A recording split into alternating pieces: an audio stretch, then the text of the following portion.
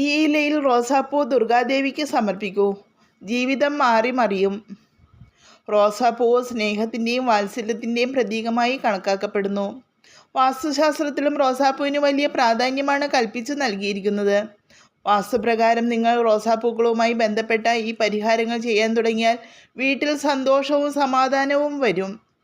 വീട്ടിൽ റോസ് ചെടി നടുമ്പോഴെല്ലാം അത് തെക്ക് പടിഞ്ഞാറ് ദിശയിലാണ് നടേണ്ടത് എന്നാണ് വാസ്തുശാസ്ത്രത്തിൽ പറഞ്ഞിരിക്കുന്നത്. ചുവന്ന പൂക്കൾ നടുന്നതിന് ഈ ദിശ ഏറ്റവും മികച്ചതായി കണക്കാക്കപ്പെടുന്നു.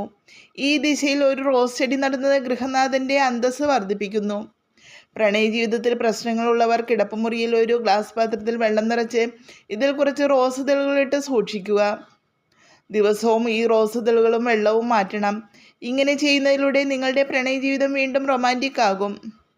വെള്ളിയാഴ്ച ദിവസങ്ങളിൽ വെറ്റിലയിൽ 5 റോസാദളങ്ങൾ വെച്ച് ദുർഗാദേവിക്ക് സമർപ്പിക്കുക. ഇതും സാമ്പത്തിക പ്രശ്നത്തിൽ നിന്ന് മോചനം നേടാൻ നിങ്ങളെ സഹായിക്കും. ചൊവ്വാഴ്ചകളിൽ ഹനുമാൻ ദേവന് 11 റോസാപ്പൂക്കൾ വെറ്റിലയിൽ സമർപ്പിക്കുന്നത് നിങ്ങളുടെ ആഗ്രഹങ്ങൾ നിറവേറ്റുന്നതിന് സഹായിക്കും.